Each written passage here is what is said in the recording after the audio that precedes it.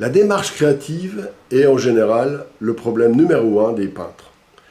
C'est quelque chose de compliqué en apparence, mais je voudrais vous en parler dans cette vidéo et vous montrer des petites astuces qui vont vous permettre facilement d'accéder à des aspects étranges et mystérieux dans votre propre créativité qui est présente derrière la raison qui vous étouffe.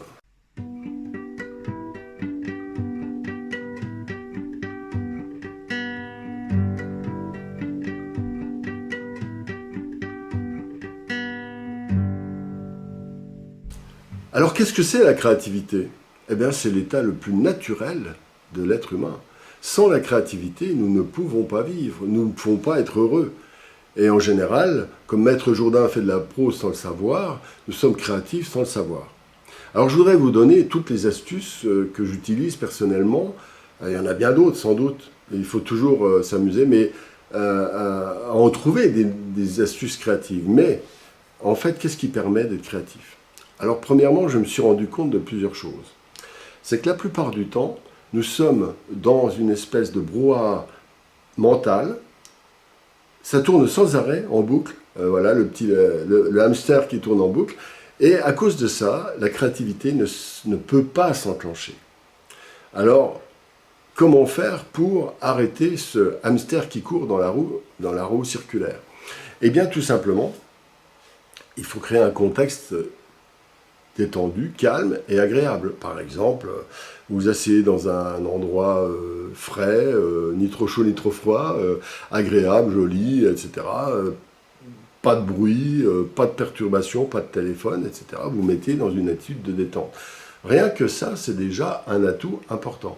Et il y a beaucoup de gens qui ne savent même pas faire ça. Parce que dès qu'on veut peindre, on veut se mettre dans la situation, il faut que je peigne, alors je vais faire quelque chose. Alors qu'il faut attendre avant toute chose. Vous mettre dans cette attitude positive. Ensuite, ce n'est pas tout à fait suffisant. Face à cette agitation mentale qui, elle, est très difficile à contrôler ou à intégrer, eh bien, il y a un conflit souvent entre le monde extérieur, des éléments qui vont nous déclencher sans arrêt chez nous des pensées qui sont perturbatrices et qui nous empêchent d'être créatifs finalement. Car, dites-vous bien, l'intelligence commence quand la pensée s'arrête. C'est bizarre ce que je dis, hein. Je comprends. Mais réfléchissez, vous verrez que ça marche bien comme ça. Parce qu'il y a une intuition qui est très profonde. Un philosophe qui s'appelle Emerson a dit que justement que l'intuition est bien plus intelligente que la pensée, que la raison. Et en fait, moi j'appelle ça l'intelligence artistique. Donc pour que l'intelligence artistique jaillisse, d'abord un contexte agréable, et deuxièmement, l'outil numéro 2 qui est fondamental, c'est apprendre à apaiser le mental, justement, c'est donc de se concentrer sur la respiration. C'est une vieille technique qui vient du yoga, qui vient quasiment toutes les disciplines dites spirituelles du monde utilisent ce vieux truc qui est de se concentrer sur sa respiration. Vous soyez simplement attentif, pas se concentrer forcément, mais être attentif à la respiration, c'est déjà énorme. Ça va énormément adoucir le contexte de votre mental qui s'agitera déjà un petit peu moins. Ça, c'est la clé de la clé. Quand vous faites ça, vous avez déjà une action sur votre corps qui se met dans de bonnes conditions et votre mental qui aura tendre vers, à s'apaiser. Alors ensuite, il y a d'autres ingrédients qui sont très importants, notamment, c'est la capacité à jouer. Ça, c'est important. Ça veut dire quoi? Si vous demandez à votre raison, voilà, je veux peindre, la raison va dire, oui, alors petit 1, petit 2, petit 3, petit 4, petit 5, petit 6, etc. C'est insupportable, parce que le mental n'est pas capable de peindre. Il n'est pas capable d'être artiste. Il ne peut être que la boîte à outils, de la même que la boîte à outils du plombier n'est pas capable de réparer les tuyaux. C'est le plombier qui répare les tuyaux. Ben, c'est pareil. Votre raison, c'est une boîte à outils, comme vos outils, votre matériel de peinture, ça fait partie de la boîte à outils.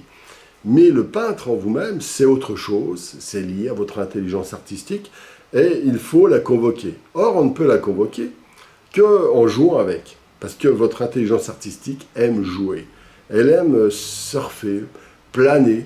Elle est, oui, comme un surfeur, elle aime bien se laisser glisser le long de la vague et sentir les embruns, etc. C'est quelque chose, c'est la vie en fait. Donc, cette intelligence artistique n'acceptera pas de venir si vous ne venez qu'avec votre mental. Donc, le moyen, c'est le jeu. Accepter que quelque chose d'imprévisible, complètement dingue, peut arriver. Accepter l'inconnu, accepter le mystère. Et à ce moment-là, vous convoquez votre intelligence artistique qui va ancrer des idées, des projets, des images à travers ce flux, un peu comme le surfeur sur sa planche. La planche, c'est le lien qui existe entre la mer et le surfeur. Eh bien, ce que je vous invite à faire, c'est d'être sur cette planche et dans ce flux. Et à ce moment-là, quelque chose se passe. Alors des fois, ça ne se passe pas. Des fois, le surfeur, il n'est pas bon, il ne sent pas la mer et il tombe tout le temps. C'est pas important. Il est dans le jeu déjà. D'accord ? Et l'acceptation du mystère et de l'inconnu, c'est quelque chose que la raison ne peut pas accepter. C'est-à-dire, des gens vont dire non, mais l'inconnu, si ça. En fait, il va créer une image connue de l'inconnu. C'est sans fin. Le mental est incapable de faire ça. Et c'est ça le grand défi. Le défi, c'est d'être capable de reléguer ce mental qui ne supporte pas un milliardième de seconde d'abandon. Donc il va vous détester, vous allez vous gratter le nez, vous allez sentir vous allez vous agiter, etc. Vous savez, dans ces moments-là, c'est connu pour les gens qui font par exemple simplement des exercices de yoga, de calme mental. Ils sont tout le temps en train de se gratter des trucs, ça et comme ça. Le mental ne supporte pas cette ouverture. Voilà. Eh bien, quand vous arrivez à faire ça, à ce moment-là, il y a quelque chose qui se passe et laissez-vous emmener.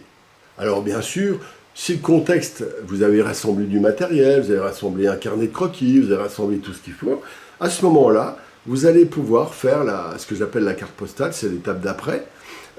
Donc c'est le croquis préparatoire.